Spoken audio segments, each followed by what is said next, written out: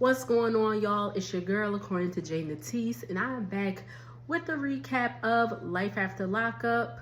This episode was called Red Flags and White Dresses. So without further ado, let's get into it. All right, so Key Rock and Brittany, I'll be honest, I kind of tuned out on their segments. I don't know why, I just did. It did really pique my interest, but so we'll just get them real quick and out the way. So Key Rock and Brittany are still in Virginia, staying at Key Rock friend's Coffee's house. If we remember Coffee from the last time they were on. So Coffee is really like, okay, I like y'all here, like y'all helping out, this, that, and the third. But it is getting cramped in there now. Coffee's house wasn't dirty by any means. But y'all know older people, they be having little trinkets and knickknacks and all that stuff in the house. So it was just cluttered. And then with Key Rock and Brittany sleeping on the air mattress, Coffee probably got a 1-bedroom and a dog. So they just trying to figure out their next move. They go out to eat and they're talking about their finances. They're paying $1,400 in Houston on an apartment. They're giving Coffee like $375. And they're just talking about all their other expenses. Brittany gets her nails done allegedly every week for $500. Now, I know nail prices have gone up. I've seen them going up as much as $100. Please, please, please tell me. I don't get my nails done that often, as you can see. And my nails can grow long, but I usually try to keep them short. And my friend does them. So when I want to get my nails done, my friend do them for $50. So y'all let me know. $500 is that, because that's not making sense to me. Anyway, so they're like, Brittany's getting really frustrated because she keeps getting denied. So Key Rock gets this bright idea. Hey, let's just go and elope. They can't say nothing if we married. So Brittany goes along with it. She ends up going dress shopping with her friend, and Brittany calls the PO, and the PO's like, Texas is really weary of people, just getting married to, beat the system. So that's pretty much where they went. I'm sorry, y'all. I tuned them out. I'm so sorry. I like them. I like them as a couple. They're cute. They're adorable, but I don't know. It just wasn't with, I just wasn't with their story. Moving on. Justine and Michael, they end up going to a lawyer's office to talk about wills and all that stuff. Justine ever says, because, she's extremely high risk pregnant. So Justine goes on to say, if it ever gets really, really that bad, she does not want to be resuscitated. If there's no quality of life, she does not want to be resuscitated. Just let her go. And Michael, of course, is having a problem with that, but that's her wishes. And, he has to respect that as Justine's spouse. And God forbid that happens, but he has to go through with her wishes. They later on go and talk about, what's going to happen with the kids and all that stuff. And she goes on to say that she has an older daughter, which is Kylie, who's 19. Then she has Santana, the 14-year-old, and then the 11-year-old. I forgot his name. I'm sorry. However, the 11-year-old and Santana, they have the same dad, but the dad's not in their life.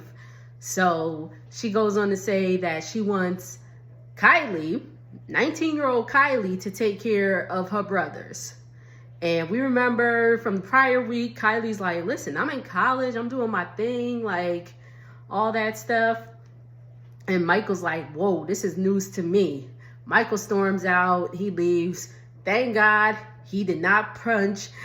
He ain't punched a hole in that glass.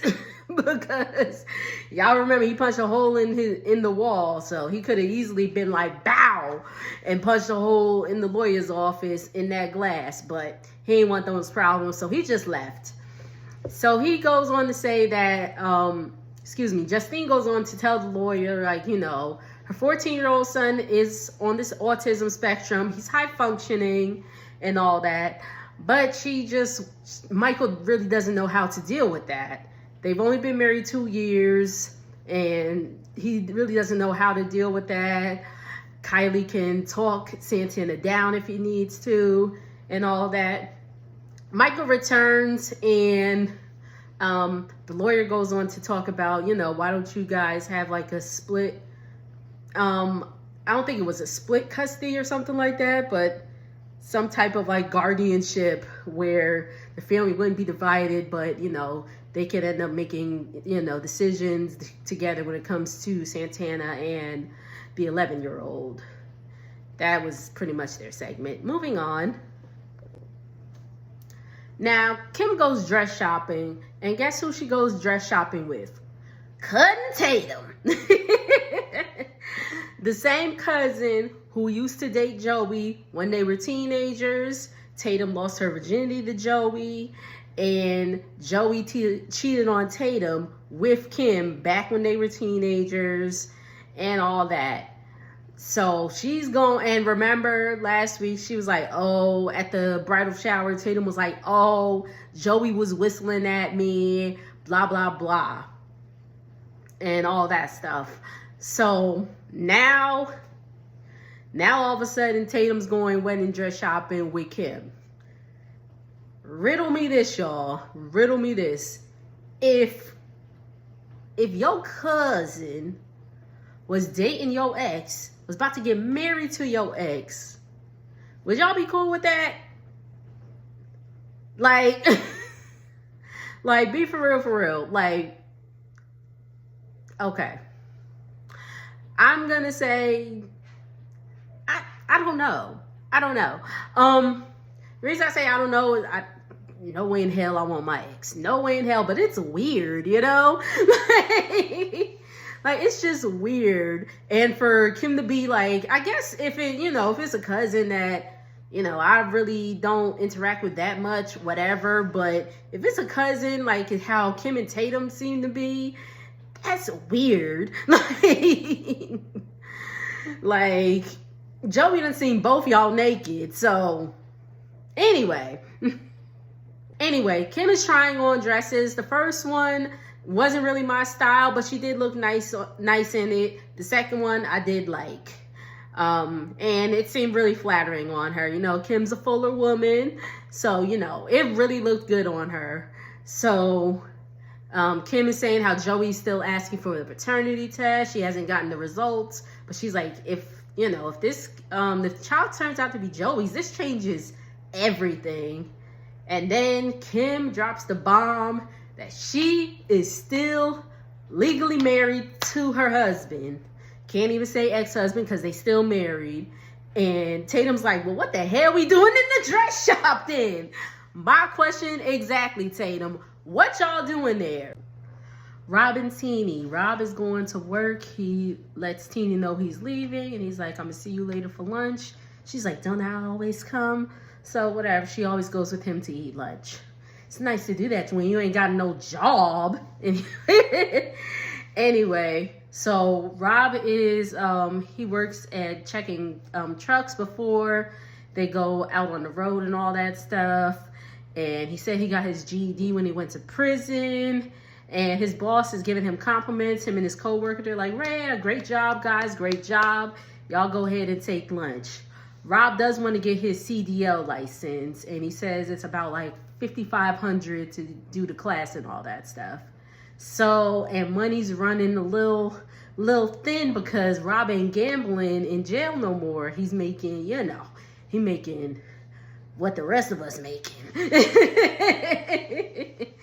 And it's only him because Teenie was not working when Rob was giving her all that money in jail from gambling. And Teenie was living good. We saw her closet and it was like, and Teenie's like, yeah, I like to shop. But Rob is like, all right, reality is setting in and Teenie got to get a job. Teenie says she hasn't worked in about 1.5 years.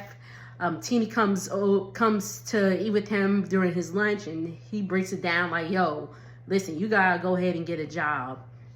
She's like, that's cool, whatever. I'm going to spruce up my resume. And she said it'll take me about 2 weeks. Now, Teenie, I don't know what kind of work you was doing. Maybe you got in good with your past employers, excuse me. To where, because this job market ain't no joke. let me tell you, I'm trying to get a little part-time job for the holidays, and it's still hard out here. So, Teeny, what are you doing? Tell me your ways. Maybe she'll get back to where she used to work. Anyway, I was just like, 2 weeks?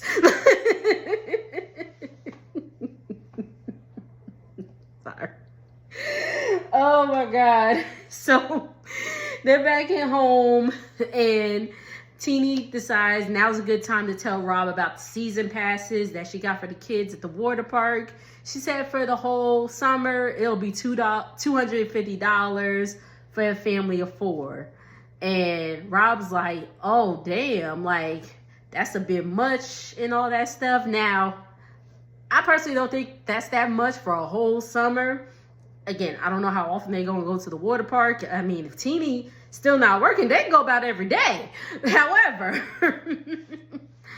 However, the way these prices are, you want to go places, you're going to spend $250 every time. So, whatever. But I understand where Rob's like, yo, like, we didn't talk about this and all that stuff. So, Teeny was just like, it's not a big deal, blah, blah, blah, blah, blah. She's like, I'm going to go get a job in 2 weeks. And he's like, yeah. So they get to arguing about this $250. He's like, listen, we need to talk before we make big purchases like that. And they arguing, and she's like, oh, well, you need to cover up that tattoo. Remember, Rob got a tattoo of his ex. The ex that's looking like, may I speak to the manager? I'm sorry. But he got a tattoo of his ex right on his arm. And y'all know Teeny ain't with that. So she's like, you need to spend that money and get that funky ass tattoo covered up. That's it with them. Now, did y'all see what I saw? Because I saw when they cut to Melissa and Louis segment, I saw Louis put that engagement ring where he keep his teeth at. Did y'all see that? Please tell me I'm not bugging. And did y'all see that? Anyway, so Louis plans to ask Melissa's dad for her hand in marriage at their birthday lunch. We see Melissa and her sister go shopping for the dad. It's his birthday. He's 76. And they get some grow a girlfriend toy, a little gag toy. I hope, whatever. I was like, is that all y'all got your daddy?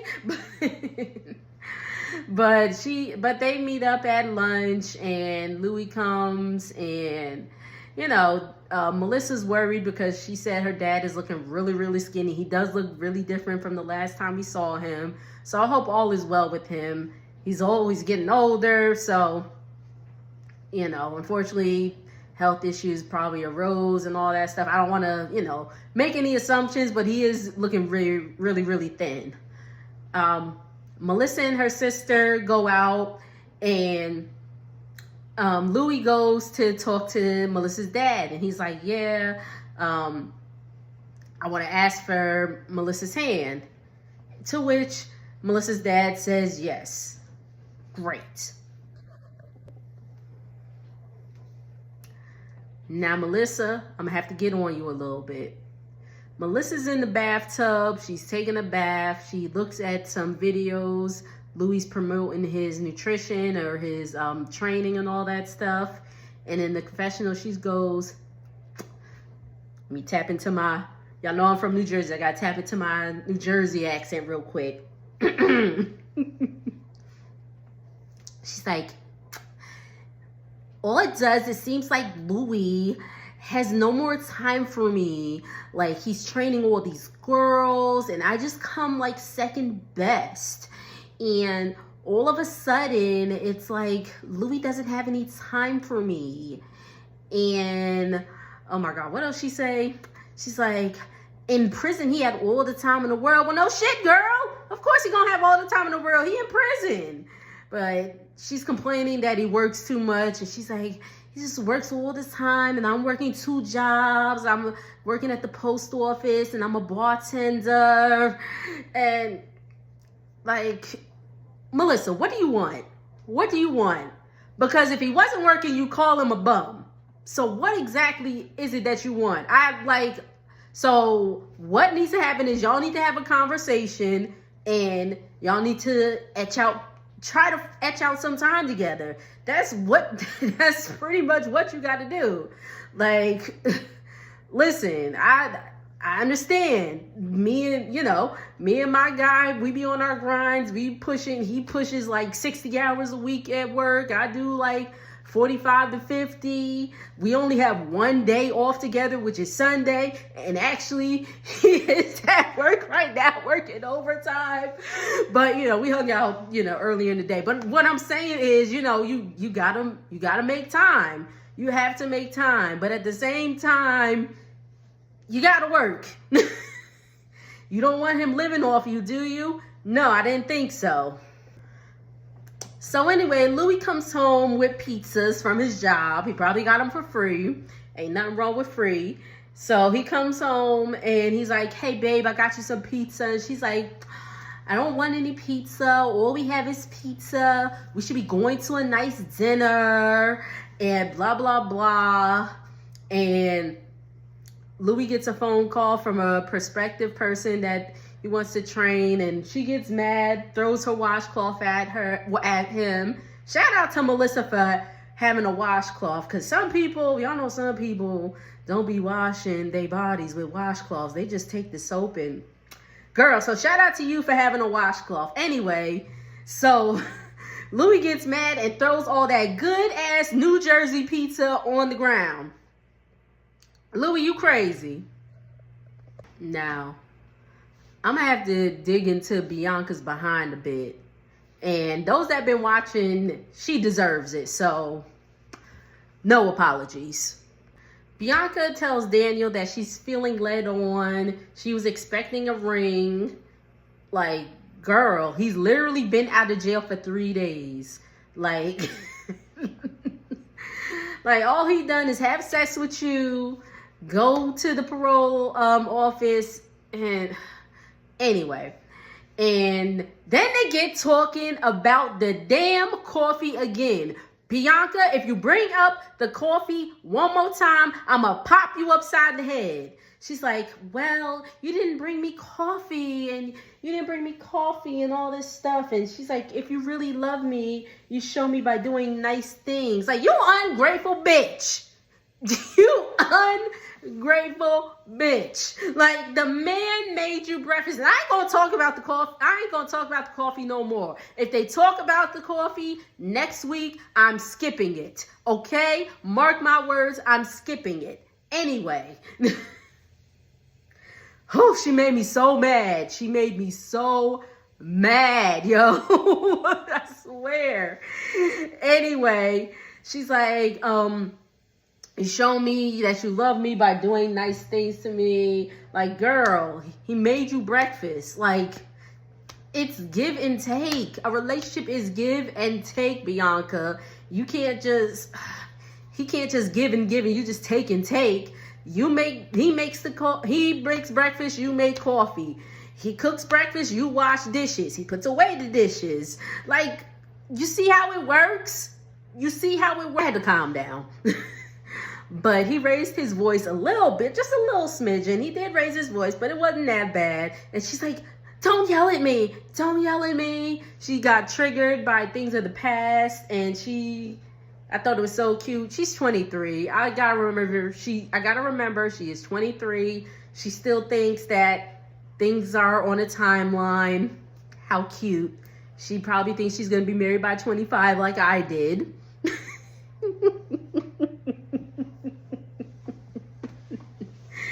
Child. I wasn't even with nobody at 25, so. Daniel says, don't rely on him to do things to make her happy. Like, don't just rely on him and all that stuff. And Bianca's like, you're a red flag. Bitch, you're a red flag. Okay. Cousin Robert comes over. Daniel meets up with him outside. They get to talking, and Robert goes on to tell him that Bianca was saying that Daniel doesn't do foreplay and all that stuff. And Robert's like, she told you that? And he's like, yeah. So whatever. So of course, Daniel's upset, but Bianca's still like, I thought we were getting married right away. Girl, that's that jail talk. That's that jail talk. But Bianca, bring up the coffee again. Bring up the coffee again and see what happens. Oh my God. Her and this damn coffee. Her and this damn coffee. Anyway, y'all. That's the review. I hope you enjoyed it. If you did, make sure to like, comment, and subscribe. Leave a comment if I forgot anything or if there's anything you want to talk about. And I'll see y'all on the next video. Later.